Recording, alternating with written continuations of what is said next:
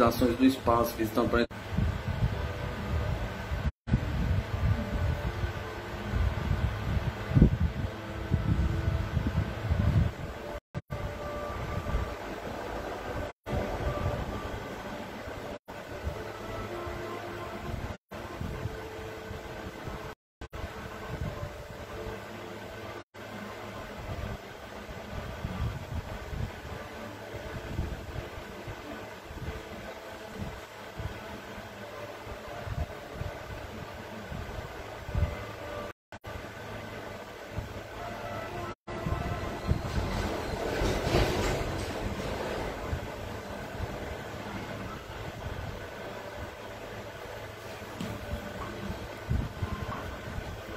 caso da fazenda Bela Aliança. No ano de 1969 ocorreram em Pirassununga, estado de São Paulo, vários casos de sobrevoo e aterrissagem de discos voadores, além do episódio de Thiago Machado, conhecido e comentado em inúmeras publicações internacionais. Vamos relatar aqui outra, não menos importante, ocorrência pesquisada pela Sociedade Brasileira de Estudo de Discos Voadores em 9 de dezembro de 1969. No dia 6 de fevereiro desse ano, o senhor José Antônio Fioco, administrador da fazenda Bela Aliança, que fica a 8 km do centro de Pirassununga, ouviu ao escurecer grunhidos dos porcos no chiqueiro. Ao se dirigir para lá, assistiu a uns 200 metros de distância, ao lado da casa, a aterrissagem de uma estranha nave com cerca de 5 metros de altura por 4 metros de largura, que se apoiava num tripé de pés largos com 1,50 m de altura, mais ou menos. Por uma abertura que surgiu no aparelho, saíram 3 homens, mas não desceram. Ficaram postados em uma baloastra que circundava a nave, ali permanecendo por uns 3 minutos. Tinham aproximadamente 1,60 m de altura.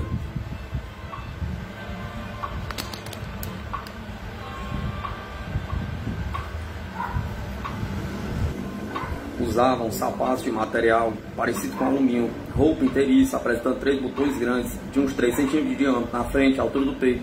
Não tinha barba. Apesar da distância, José Antônio distinguiu os olhos dos estranhos seres. Cada um parecia ter uma função diferente, disse Fioco. Um deles segurava um tubo de uns 35 centímetros de comprimento por 2 polegadas de diâmetro, da qual saía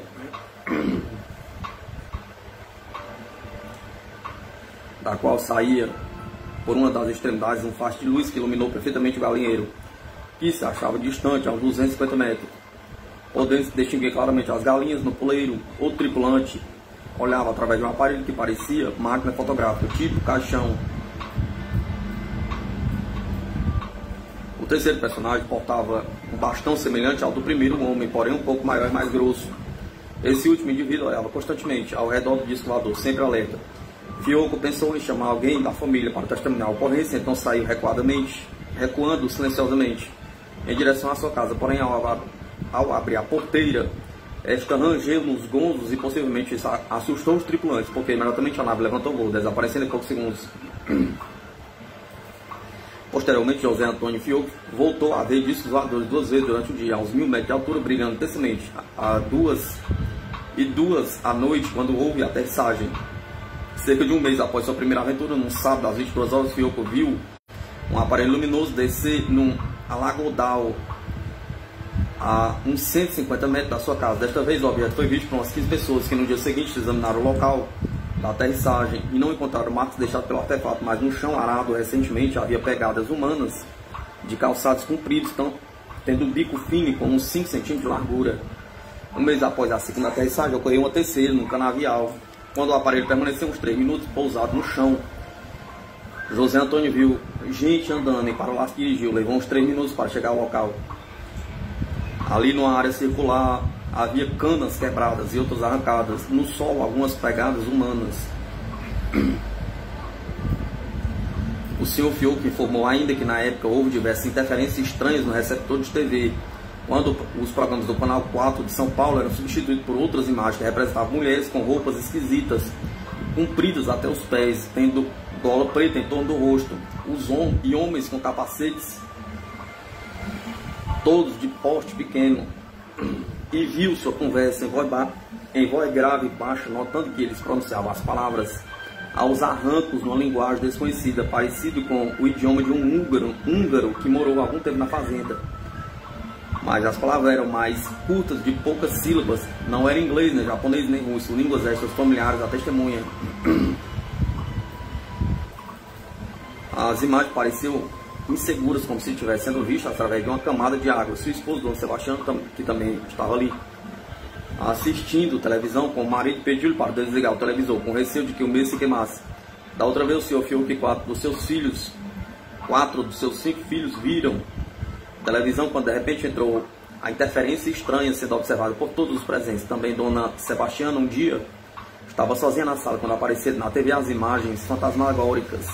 Quando prestou estas declarações ao pesquisador da Sociedade Brasileira de Estudos Desfiladores em 1969, o senhor José Antônio Fiocco, que tinha 53 anos de idade, era administrador da Fazenda Bela Aliança. Mas, em 29 de abril de 1973, quando esta sociedade procurou estabelecer novo contato com ele para complementar o relato das ocorrências, soube que a testemunha havia deixado a administração da instância transferida sua residência.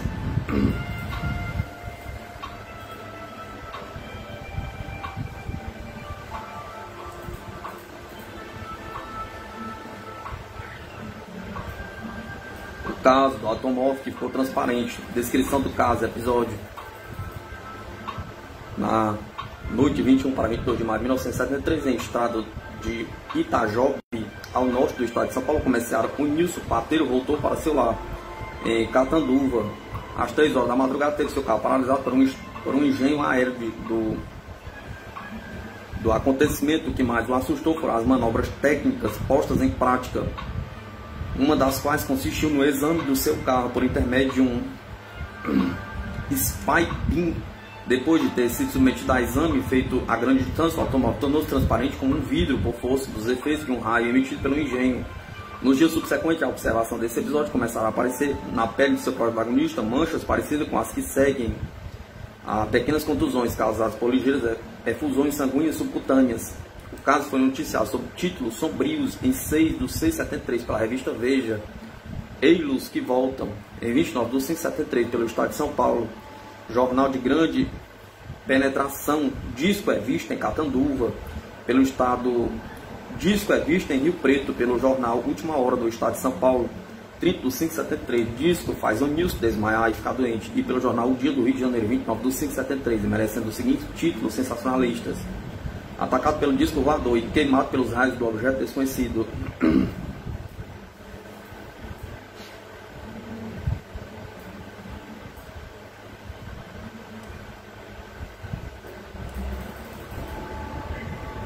Além de toda a Sociedade Brasileira de Desfiladores Estudos dirigiu-se então para Catanduva, e lá entrou em contato com o médico Elias Aziz Shedik, que possuiu o espírito pesquisador e a curiosidade aberta para o desconhecido, considerou objetivo acompanhar de perto o surgimento das sequelas deixadas pelo fenômeno na pele da testemunha, bem como de participar de maneira interessada pelos interrogatórios e exames aos quais a testemunha foi submetida pelos grupos de estudo ufológico que se deslocaram para Catanduva. Um do Ministério da Aeronáutica, outro dirigido pelo médico Max Berezovski, de São Paulo, e finalmente pesquisador da Sociedade Brasileira de Estudos de Desfiladores. Além de toda a ajuda oferecida aos investigadores provenientes de várias localidades, inclusive da Sociedade Brasileira de Estudos de Desfiladores, antecipando declarações sobre o caso, as quais foram confirmadas pela testemunha, o jovem médico de 31 anos foi brilhante em sua atuação durante a reconstituição do episódio, feita no local da ocorrência, procedendo aí de maneira ativa e independente às pesquisas junto aos mais importantes participantes do caso, o próprio Nilson Pateiro e um guarda rodoviário que o socorreu. Vale ainda registrar que o Dr. Shed, que é assistente de cadeira de clínica médica da faculdade local e conceituado ex-residente do Hospital do Serviço Público do Estado de São Paulo, tendo feito curso de pós-graduação no Centro de Tratamento Intensivo e em Moléstias Tropicais, tendo também editado um original sobre toxoplasmose adquirida, o relato. Em 10 de junho de 1973, pela manhã, fomos com o Dr. Shed, que é a casa do Sr. Nilson, que nos recebeu amavelmente. Junto à sua família, contou-nos que no dia 21/5/73, na segunda-feira, deixou a cidade de Oswaldo Cruz, onde tinha ido conferenciar com seus chefes, uma vez que trabalhava numa firma que vende e instala bibliotecas públicas em prefeituras. É o homem de relações públicas da empresa, junto ao estado de São Paulo, motivo pela qual empreende constante viagem em seu carro, um Opala azul comprado há 6 meses, já com 30 mil quilômetros rodados. A distância de Oswaldo Cruz, de onde partiu às 23 horas, até Catanduva é de aproximadamente 280 km, ao passar pela ponte perto do salto usina hidrelétrica de Avanhandava, ainda a uns 150 km de Catanduva, aceitou como carona um rapaz que também pretendia ir a esta última cidade. Estabeleceu-se entre ambos uma conversa muito animada, no decorrer da qual o desconhecido formulou várias perguntas acerca do grau de instrução do Sr. Onilson e sua forma de vida. Na autoestrada, Washington Luiz, a entrada para Catanduva, porém, de maneira estranha, o desconhecido de repente lembrou-se de seu destino não era propriamente aquela localidade, em Itajobi, que fica ainda a uns 18 km de distância. Pela falta de meios de transporte àquela hora da madrugada e pela chuva que começara a cair momentos antes, o Sr. Onilson resolveu levar a carona.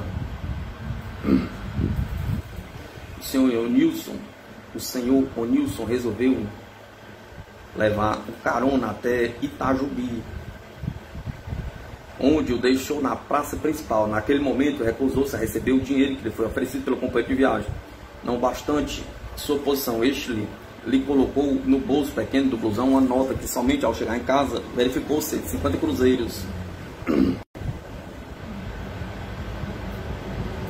O senhor Onilson sabia que era aproximadamente 3 horas da manhã, pois havia consultado o relógio momentos antes. Faltava ainda 7 km para finalizar a viagem, quando se sucederam 7 episódios que inicialmente não lhe pareciam ter uma interligação, mas que depois lhe afiguraram com diversas fases de um mesmo acontecimento, que alcançaria mais tarde seu ponto culminante, envolvendo-se um personagem escolhido para o encontro com um engenho aeroterrestre com sua tripulação.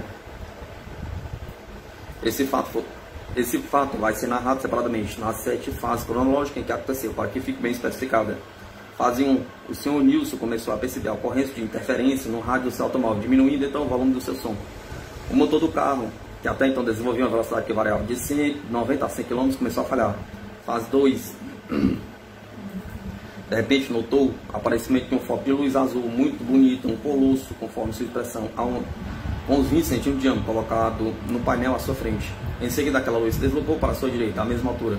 Dirigindo-se depois para um assento vazio à sua direita, encaminhou-se para os seus pés, em movimento contrário, da direita para a esquerda, colocando-se perto dos pedais de aceleração, de freios e de embreagem. Finalmente sumiu. Ainda pôde comprovar que a tal luz onde batia fazia o efeito de tornar transparente as paredes metálicas, permitindo ao Nilson verificar a verificação do funcionamento do motor à sua frente, o rodar do virabrequim, o comando das válvulas e bielas. Via até a passagem do asfalto da estrada por baixo do carro, quando o foco de luz bateu no piso ao passar pelos pedais. Após o desaparecimento da luz, o Sr. Nilson procurou olhar o céu através do para-brisa, julgando que a luz fosse reflexo de algum raio de luar, efeito de um curto-circuito ou de outro estranho fenômeno elétrico. A noite, porém, estava escura, o céu encoberto por nuvens. A chuva que caía miúda já começava a engrossar. Fase 3. Como o motor do seu carro continuasse cada vez pior, foi obrigado a passá-lo para a segunda marcha, na ascensão de uma lombada, a fim de que pudesse vencer. A uns 500 metros de distância, viu então uma luz forte, que como um filete de um raio reto, prolongou-se em sua direção. Ao alcançar pela estrada ao cume de uma colina, um rastro daquela luz chegou bem de frente até seu rosto. Era tal sua intensidade que, para não cegar, teve que proteger os olhos com o braço esquerdo. Pensou que se tratasse de um carro com farol fortíssimo que viesse em sua direção para alertar seu motorista.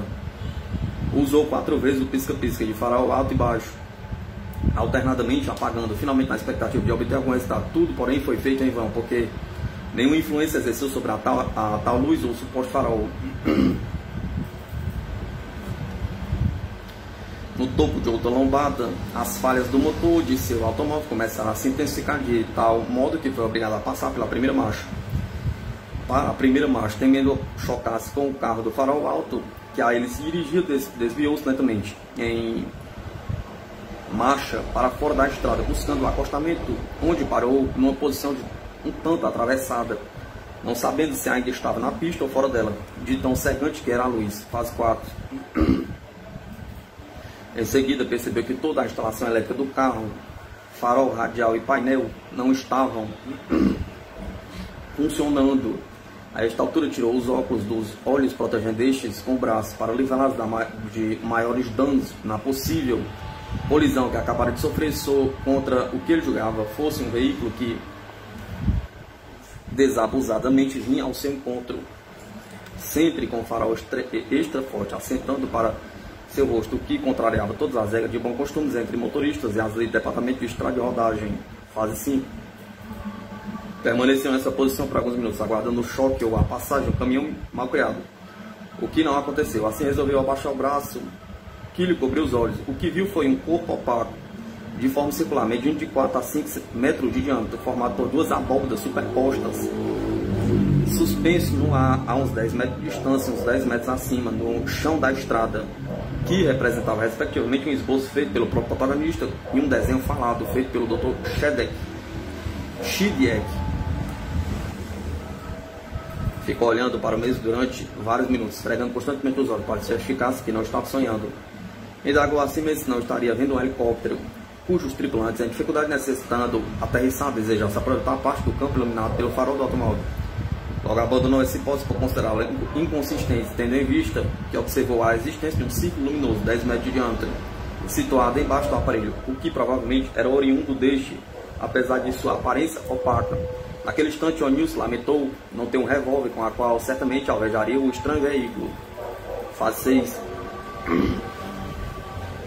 Sentado dentro do carro, começou a sentir grande calor. Assim, abriu-lhe a porta e colocou um pé no chão e outro no seu estribo, ocasião em que notou que o engenho aéreo foi sendo totalmente envolvido por uma cortina elástica e transparente, que ocorria da direita para a esquerda, olhando o objeto da posição em que se encontrava o Nilson. Essa providência tomada pelos que comandavam aquela aeronave foi tida pelo protagonista do episódio como um gesto de proteção à sua pessoa, visto que a seguir a temperatura tornou-se mais ou menos, voltando à normalidade, o que o fez desistir da ideia de fuga que lhe havia ocupado a mente. Observou o aparelho durante cerca de um minuto. Deste partia um zumbido semelhante ao que é produzido pela turbina de um engenho de açúcar. Alguma coisa girava no aparelho. Fase 7. Iniciou-se em seguida a projeção lenta de um cilindro que, saindo da parte inferior do engenho, tomava quase que totalmente a largura da cúpula ali existente. Seu diâmetro media cerca de 1,5 metros. Esse cilindro, como um telescópio, foi se dirigindo lentamente em direção à Terra, dando um evidente sinal de que era manobrado por inteligências que, segundo era de se crer, havia espionado o carro do Sr. O'Neill por intermédio daquela luz azul, tinha provocado a paralisação do automóvel.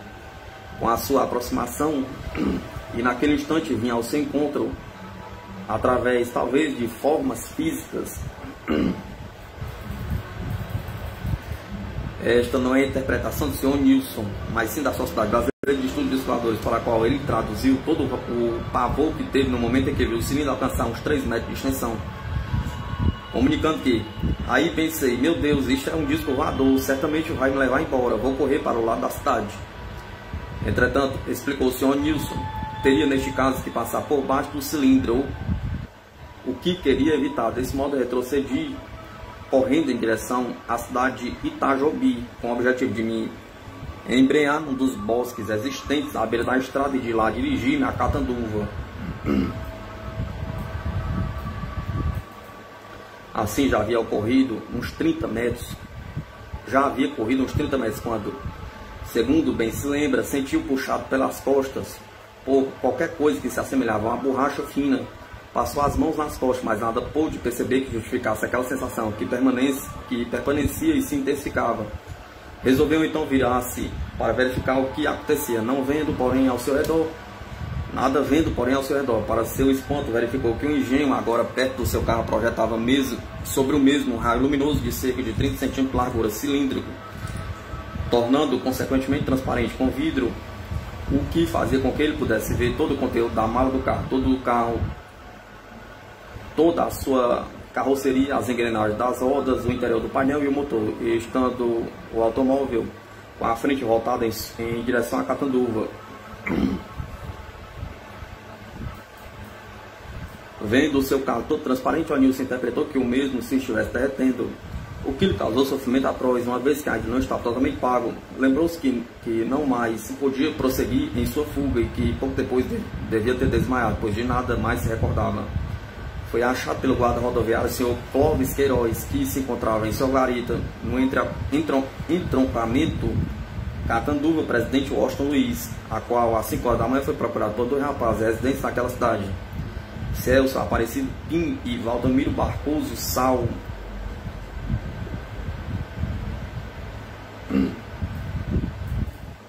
que lhe comunicaram haver passado com sua Kombi por um homem caído de bruços ao lado de um automóvel abandonado num acostamento, com a porta aberta e os faróis acesos. Informaram-lhe ainda que a pessoa parecia morta por violência ou por afogamento, de vez que a enxurrada provocada pelas águas da chuva batia em sua cabeça. Essa descoberta fora feita a uns 7 km da estrada Itajobi-Catanduva.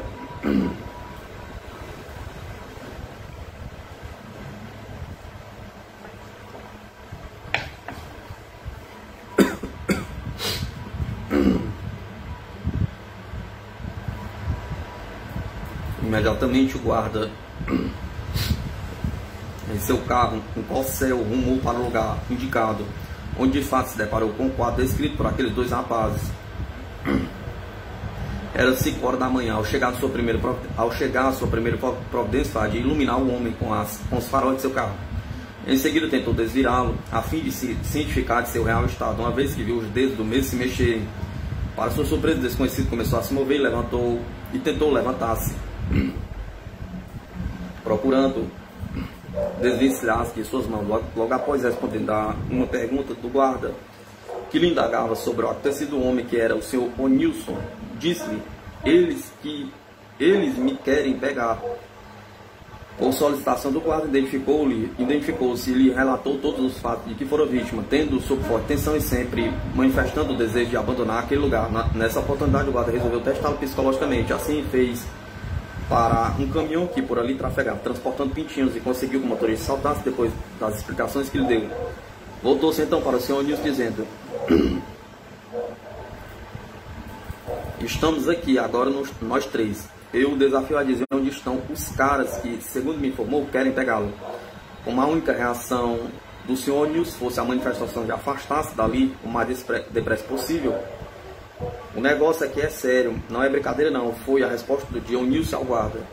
O guarda passou a considerá-lo como um doente que provavelmente tiveram um ataque epilético na estrada, motivo pela qual achou que seria melhor encaminhá-lo a um hospital para tratamento. Nesse caso, cuidou de deixar em ordem o carro do Sr. Onilson, apagando seus faróis e fechando a porta que estava aberta. Ao ver um mapa rodoviário aberto e estendido na frente do veículo, quis saber se ele havia sido consultado pelo Sr. Onilson antes do desmaio. Este, negando a consulta, disse que o mapa era seu, mas que deveria estar dentro da malinha que se encontrava no assento ao seu lado.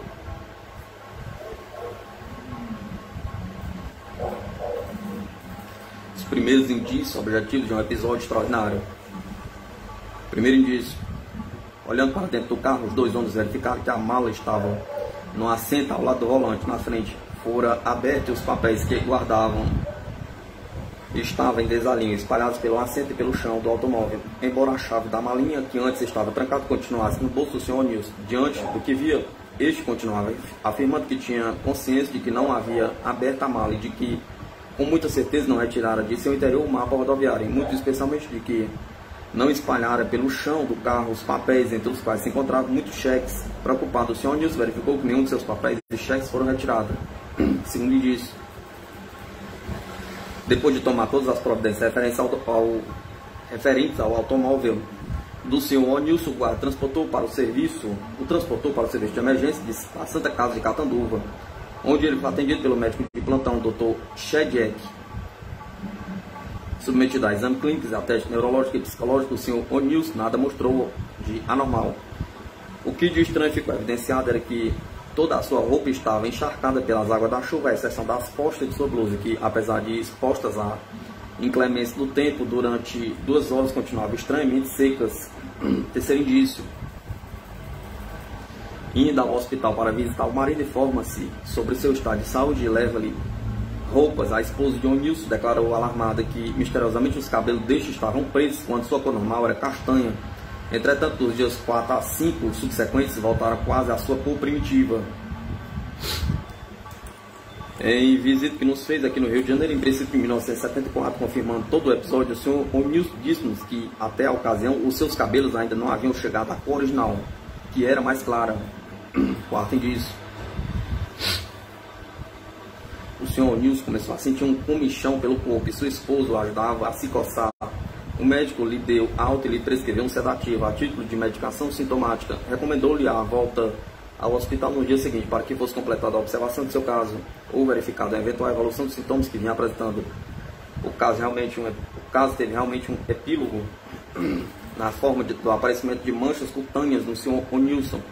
O Dr. Shedrick fez à Sociedade Brasileira de Estudos de Simuladores as seguintes declarações diversas, das quais relacionadas às manchas com todos os fenômenos ligados à ocorrência. Que havia principalmente no tronco, generalizadas por todo o corpo do Sr. O'Neill, manchas parecidas com efusões sanguíneas que seguiram a seguinte evolução. Estavam ausentes quanto à entrada do cliente no hospital. Aparece 5 dias mais tarde, com menor incidência. Porém, na parede anterior do tórax, 12 a 13 dias depois da entrada no hospital, o Sr. O'Neill tinha todo o corpo coberto de manchas.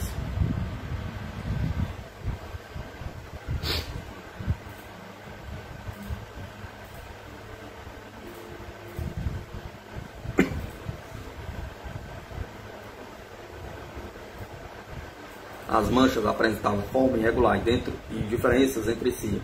Na mesma lesão, a cor não tinha tonalidade uniforme. Porém, mais ou menos idêntico o ciclo evolutivo das manchas, que inicialmente ficou marrom, passava para o verde e em seguida para o amarelo, com constância. Como costuma acontecer as infusões sanguíneas subcutâneas, havia um discreto prurido em vários pontos, não havia lesão de continuidade do epitélio. Os exames clínicos realizados nada revelaram de anormal, que apesar de exposta à chuva durante muito tempo, a blusa do Sr. O'Neill se mantivera seca na parte que cobria a região do seu tórax. Por ocasião da entrevista que manteve com o grupo de pesquisa ufológica da aeronáutica, o Sr. O'Neill, as perguntas a ele feitas, informou que havia um carro forte parado nas vizinhanças do local, em que dera carona a um rapaz que tomara lugar em seu carro.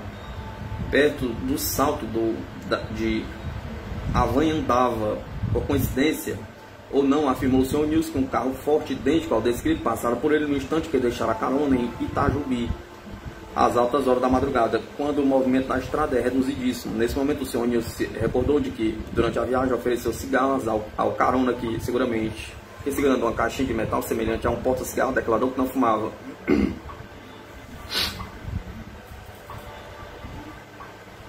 Encerrado este relato, informamos que o Sr. O'Neill bateu com 40 anos de idade, à época do incidente, é casado desde os 25 anos e possui 2 filhas.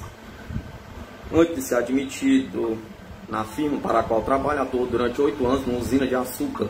Exerceu por 5 ou 6 anos a atividade de corretagem e prestou seu serviço a uma fábrica de balas por 4 anos, gozando sempre de saúde perfeita. Frequentou a escola até a 4ª série do curso primário. É pessoa de bom desembaraço mental, sabendo se expressar corretamente, tendo respondido às nossas perguntas de maneira clara e objetiva, jamais caindo em contradição anteriormente a um incidente de que foi protagonista. Nunca tomou conhecimento do assunto, desconhecendo a literatura especializada e, portanto, não sabendo de pormenores semelhantes ao de seu caso já ocorridos em outras oportunidades.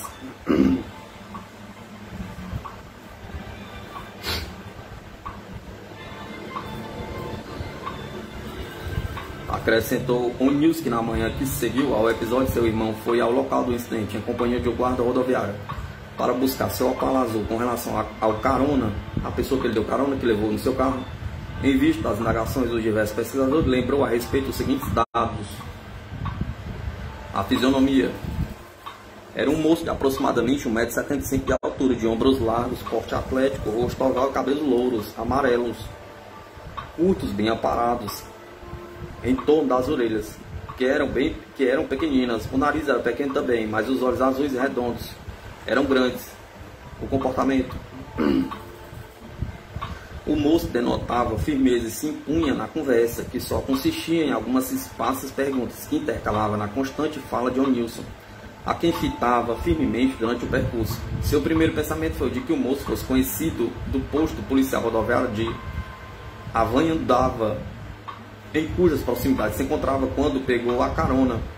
Assim, depois de apresentar-se pelo seu nome, O'Nilson escutou o moço dizer que se chamava Alex, ou coisa parecida, e dispensou a carteira de identidade desde que esboçara um gesto de querer apresentá-la. Quando O'Nilson lhe ofereceu cigarros, ele recusou, dizendo: não costumo fumar quando estou viajando de automóvel. Entretanto, o tempo todo o moço mantinha uma caixinha aparentemente de metal dourada, do formato de uma cigarreira, ora na mão direita, ora na esquerda, mas sempre perto do seu corpo. As perguntas que o estranho fez ao O'Nilson foram: quanto tempo mora em Catanduva? Perguntou. Qual é o seu grau de instrução? Perguntou. Qual é o ramo de sua atividade? Perguntou. Depois de responder a esta última pergunta, O'Nilson retrucou: e você mexe com o quê? Perguntou. Mas logo se arrependeu pela maneira indelicada com que havia interpelado o moço, quando este respondeu: eu também negocio, meu ramo é negócio.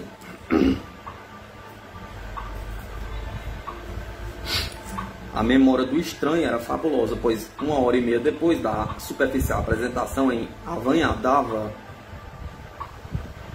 em uma de suas perguntas ao O'Nilson, o moço pronunciou o seu nome claramente, o que parecia estranho também fugazmente no início da conversa. O'Nilson, havia mencionado o nome da rua e o número de sua residência em Catanduva. E mais estranho ainda, ao se despedir em Itajubi, agradeceu-lhe e desejando-lhe boa viagem. O estranho ajuntou: qualquer dia deste vou lhe fazer uma visita em sua casa, lá na rua tal, número tal, repetindo exatamente o endereço.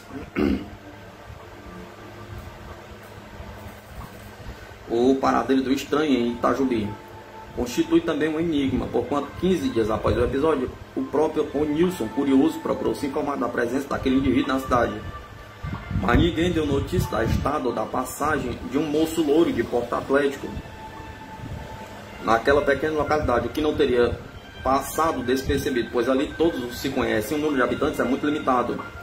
Além disso, todos já haviam tomado conhecimento do episódio pela grande difusão que teve, não só pelos jornais, como também pelo noticiário de rádio, e para O'Nilson era fácil colher qualquer informação em Itajubi, onde conhece muita gente, inclusive o prefeito, seu Anderley Stefanini, e o seu primo Elias Provenzana, diretor do ginásio local. Na ocasião, soube que o pesquisador Dr. Max Berenzovski também havia feito uma investigação do mesmo sentido. Testemunhas secundárias, aproximadamente 15 dias após o incidente, procurou também falar com 2 moços moradores em Itajubi, e que primeiro haviam percebido estendido na estrada. Na noite da ocorrência, um deles era conhecido pelo nome de Pio, e o outro era Valdomiro Barcoso Sal.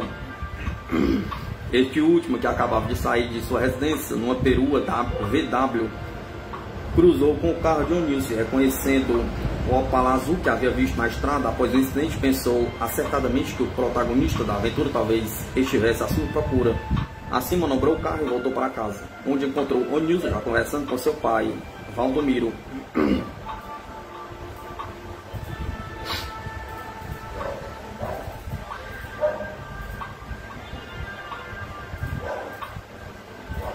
Observações da Sociedade Brasileira de Estudos Legisladores.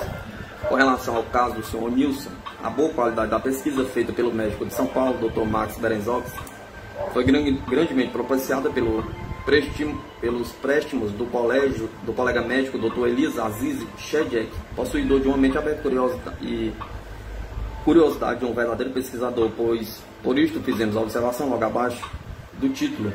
A pesquisa do Dr. Max foi publicada sob merecido destaque nas seguintes revistas estrangeiras especializadas: April Bulletin, Close Encounter em Brasil, maio junho de 1973, GEPA, setembro de 1973 e InfoSpace.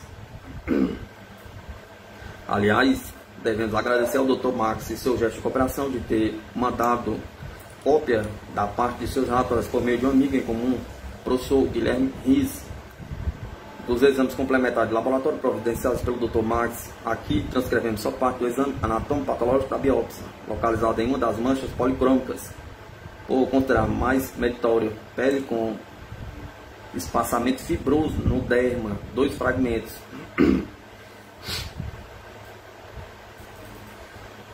Quanto ao tempo de o automóvel ficar transparente, em relação à transparência do carro de O'Nilson, lembramos caso similar relatado no boletim 85-89, página 40, sob o título Feixe Energético do disco voador Tome Transparente, Parede Metálica. Observações do guarda Queiroz. Em 26/2/74, meses após o episódio, fomos apresentados pelo senhor Nilson ao guarda Clóvis Queiroz. Informamos o guarda que naquela noite, chegando ao quilômetro 7, realmente viu estendido no chão um cidadão, conforme o aviso dos rapazes, julgando tratar-se de um cadáver, porquanto o corpo emborcado estava ilhado pelas águas da chuva que corriam pelos bordos da estrada. Então pensou: estou enrolado agora até a manhã toda com o cadáver, até que o pessoal de São José do Rio Preto chegue ao local. No entanto, ficando parado com as pernas abertas em cima do corpo, o Nilson, após estacionar o seu próprio carro, inclinou-se para baixo. Percebeu algum movimento em uma de suas mãos de Nilson. Então resolveu virá-lo, pegando-o por baixo dos braços. Quando foi, entretanto, qual não foi, entretanto, a sua surpresa quando o estendido levantou-se com um pulo, querendo fugir, segurando, gritou: calma, meu nego, aqui é a polícia. Informou o guarda que o Nilson o mirou lentamente de cima a baixo. Depois de o Nilson ter contado a sua história, Clóvis achou tratar-se de um louco que procurava não contrariá-lo, porquanto louco é um problema clínico. O guarda disse ao Nilson: isto não é nada, vamos pegar o negócio, é a unha. O senhor me ajuda? Perguntou. A resposta foi: sim, ajudo, mas me leve embora daqui. Ao mesmo tempo, olhava sempre inquieto ao seu redor, como que temesse o aparecimento de alguma coisa. Clóvis estranhou, entretanto, quando o louco entrou em seu carro logo ao primeiro convite, o que não lhe parecia feitio de louco. Também o Nilson aceitou um cigarro de Clóvis, segurando na mão sem fumá-lo, o que também diferencia do comportamento dos loucos que tinham visto no sanatório, todos sempre ávidos de fumar os seus cigarros. E foi assim que levou o Nilson em direção ao hospital, à procura de socorro às 3 horas da manhã.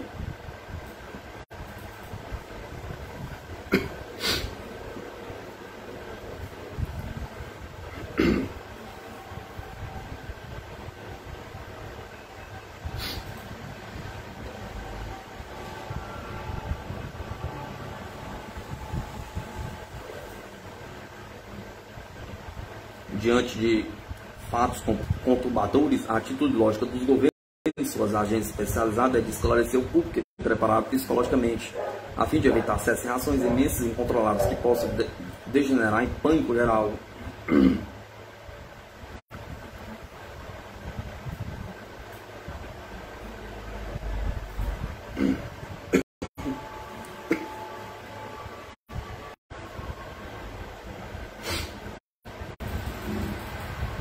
Quanto ao caso de Nilson, tempos mais tarde, o guarda Queiroz disse ao pesquisador: se na ocasião do incidente eu soubesse a respeito dos discos voadores, o que sei agora, teria dado uma outra consideração do caso do Nilson. Como resposta, lhe foi argumentado que infelizmente ainda hoje há muito grande número de pessoas que desconhecem o assunto e então não podem agir corretamente em casos semelhantes.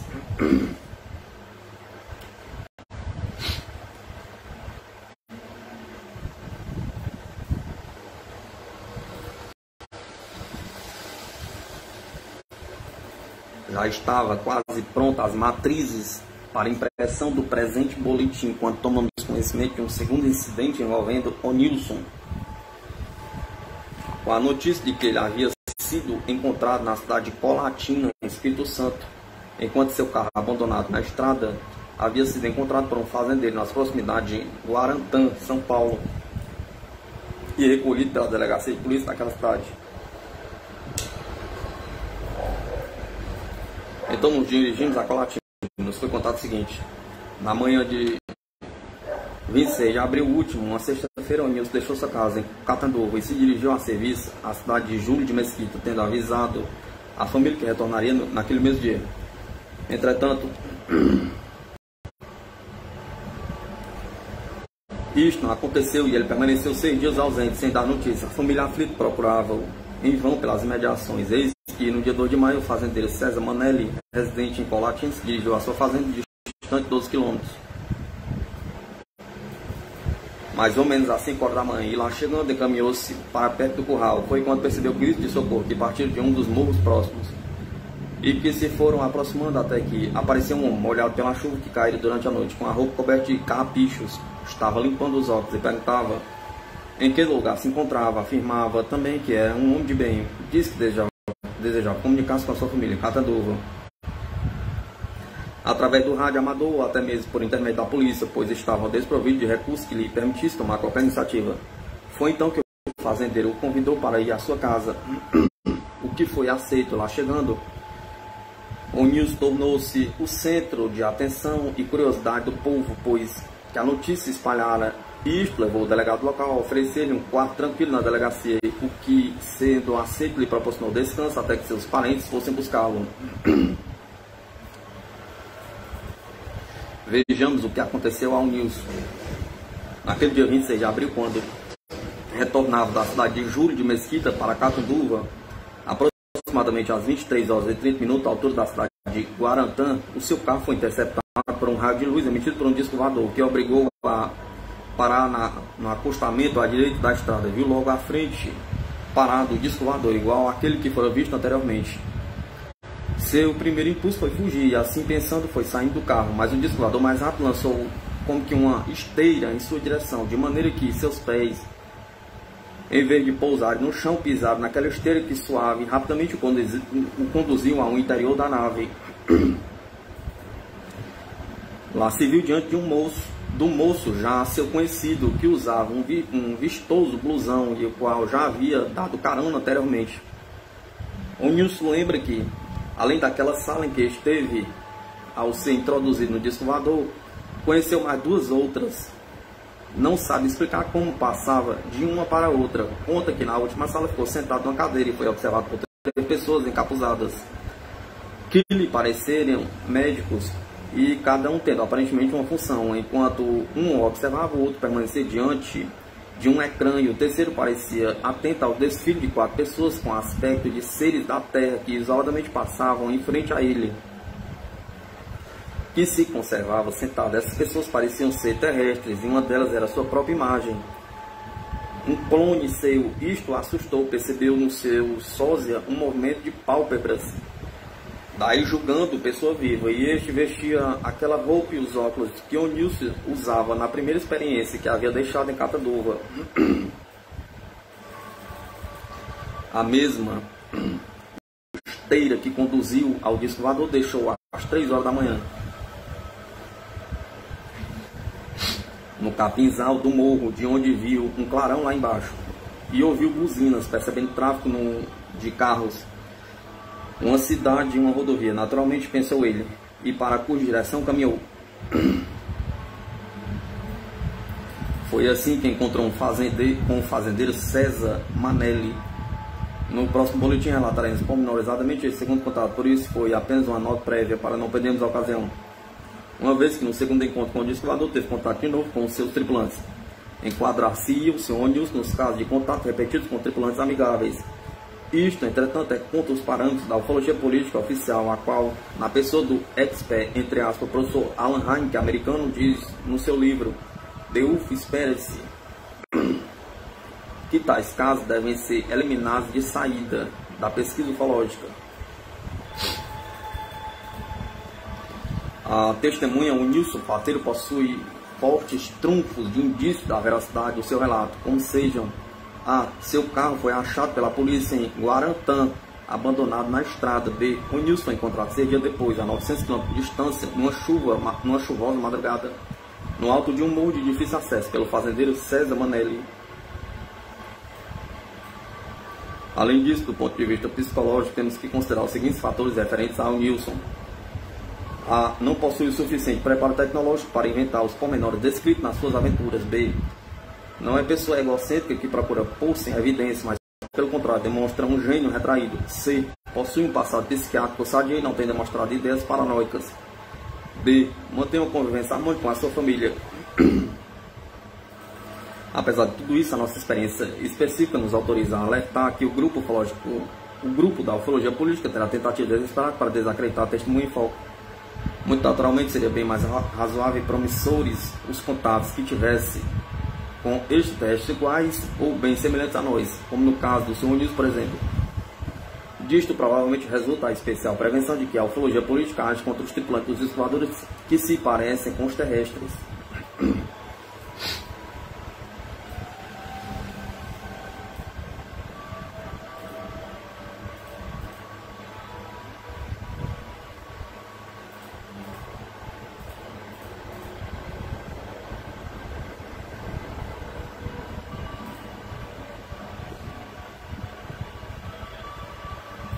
O estranho caso da Vila Balmer, do pesquisador Carlos Varancin, Curitiba.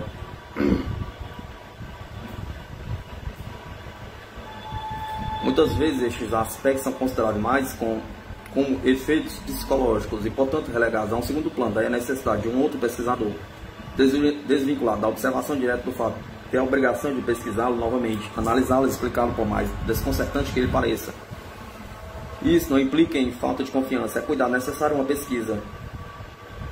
Numa pesquisa, assim procedemos em relação ao caso do rapto de Rivalino Mafra, Diamantina, Minas Gerais, e no caso João Prestes, Araçariguama, São Paulo. A Sociedade Brasileira de Estudo de Voadores pesquisou esses dois casos após a pesquisa inicial de terceiros, como consequência aceitou o primeiro, mas não o segundo. Assim, esperamos que a CBP Poani de São Paulo tenha sucesso com a pesquisa sobre o caso Inácio de Souza, pseudônimo, largamente divulgado há alguns anos em versão diferente, já citado no Jornal do Brasil, do 11 de maio de 69. No caso, em epígrafe, Vila Balmer, o que exigiu maior atenção foi a morfologia retangular do tripulante discoador, que foge à concepção dos seres vivos terrestres e da teoria da nossa evolução. A pesquisa se deve ao nosso companheiro Carlos Varancin, de Curitiba, Paraná, pioneiro no Brasil em pesquisa desse tipo de tripulante. O relato.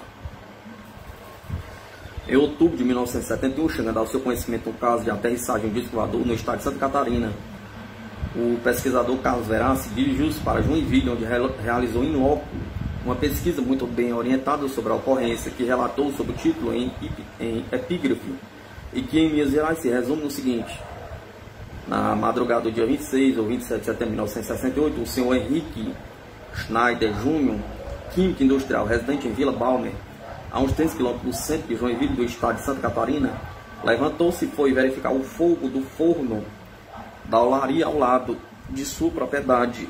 Fogo esse que precisa permanecer aceso constantemente, mantendo o forno a determinada temperatura. Após constatar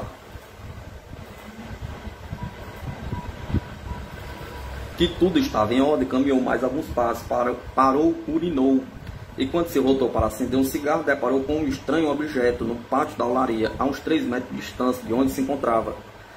Assustou-se, mas não se atemorizou. Todavia sentiu-se paralisado, não podendo se movimentar.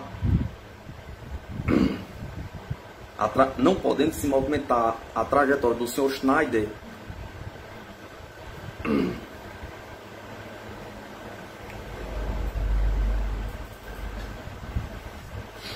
era um artefato de forma afunilada, medindo cerca de 4 metros de altura por 2,50 de diâmetro em sua base, assentada num tripé a uns 80 centímetros, pouco a mais do solo da parte inferior.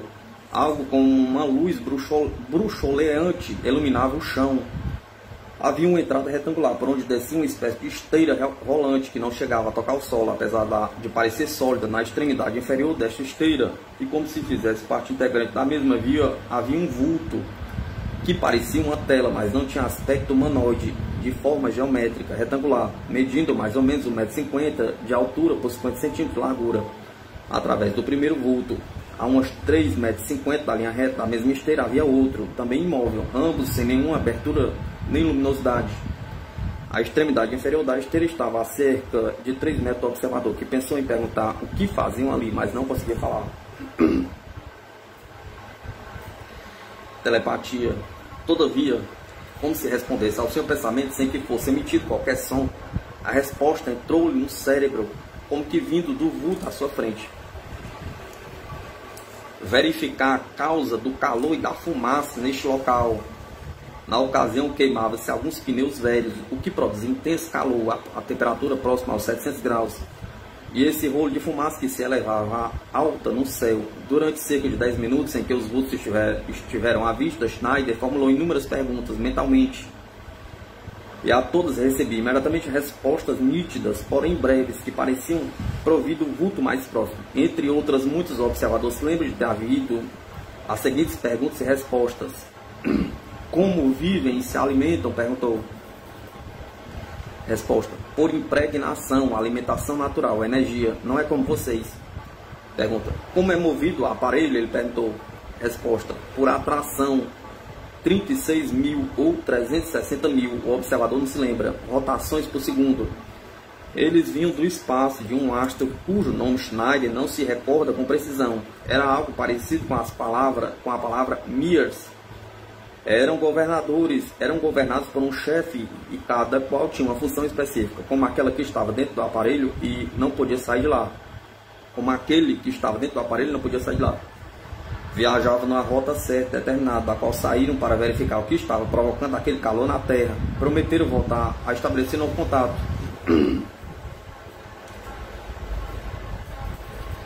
Durante todo o tempo em que o vulto esteve à sua vista, Schneider parecia não poder tirar os olhos dele, e à medida que a histeria recolhendo-se sem qualquer ruído, o observador também se adiantava, porém guardando sempre a mesma distância.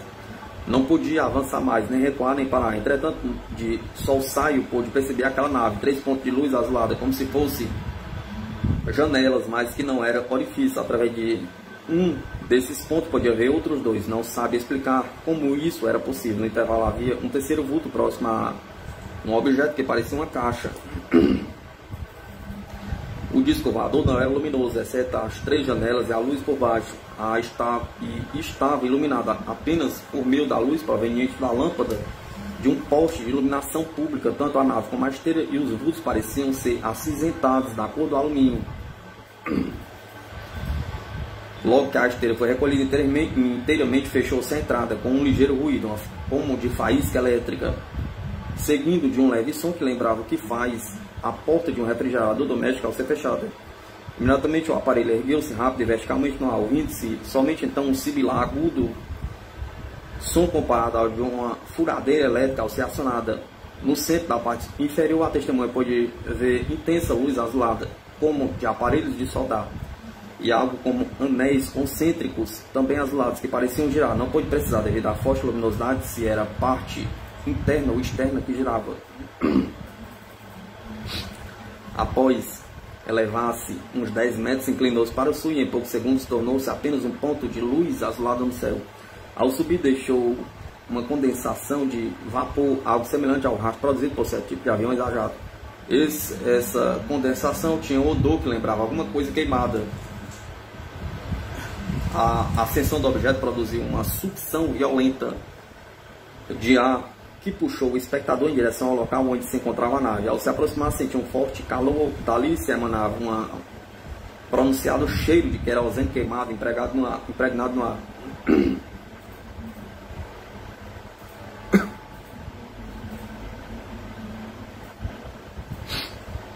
No dia seguinte, Schneider viu que no local do pouso, onde havia grama num círculo de aproximadamente 65 centímetros de diâmetro, a mesma estava queimada. Concêntrico ao maior havia um círculo menor, onde a terra estava como que prensada e apresentando uma depressão de uns 10 centímetros. Havia também marcas de um tripé, tendo cada marca uns 10 centímetros de diâmetro.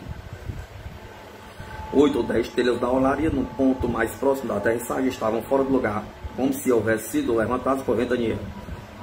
Uma delas chegou a desprender-se e quebrar-se. Um velho caminhão em condições de uso que se achava estacionado perto apresentou vários defeitos: bateria descarregada, platinada e distribuidor enguiçados, dínamo e motor de arranque afetados. 3 ou 4 dias depois, o Dr. Udo Schmidt, advogado em Joinville, tomando conhecimento do caso, foi ao local em companhia do Sr. Scal Silva, comerciante Paulo Mertz, quando pôde fotografar a depressão dentro do ciclo de grama queimada e constatar também um cheiro peculiar de queimado. Odor este que ainda era claramente perceptível e pendurou por 4 a 5 meses. Durante esse tempo, a vegetação não cresceu dentro daquele círculo. Até hoje não existe capim no exato local do pouso, embora alguns tufos de grama cresçam ao redor. Cerca de 3 meses depois, o Sr. Henrique Schneider Jr. viu um objeto luminoso cruzar o céu rapidamente. Nesta noite, sem motivo aparente, Schneider saiu de casa e sentiu que devia olhar para o céu. Foi então que viu o objeto.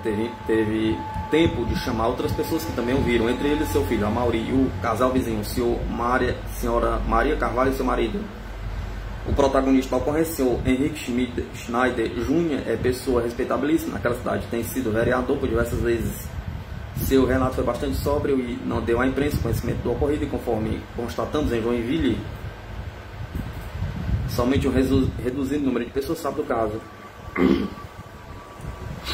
O Dr. Udo Schmidt, que fotografou o local de 3 a 4 dias após, é quem difundiu o caso entre alguns amigos. O Sr. Paulo Metz, vizinho do Sr. Schneider, teria sido a primeira pessoa, além dos familiares, a quem este contou o fato.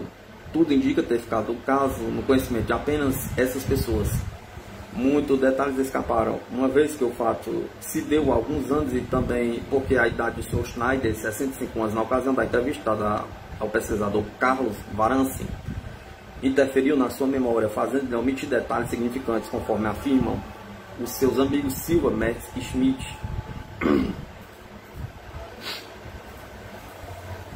Executando-se a parte da possível comunicação telepática, a vida não factível de comprovação objetiva por sua própria natureza e também pequenas divergências quanto aos detalhes, constatamos serem coerentes os relatos das pessoas envolvidas face a provas materiais e a idoneidade dos informantes. Não pomos em dúvida os relatos.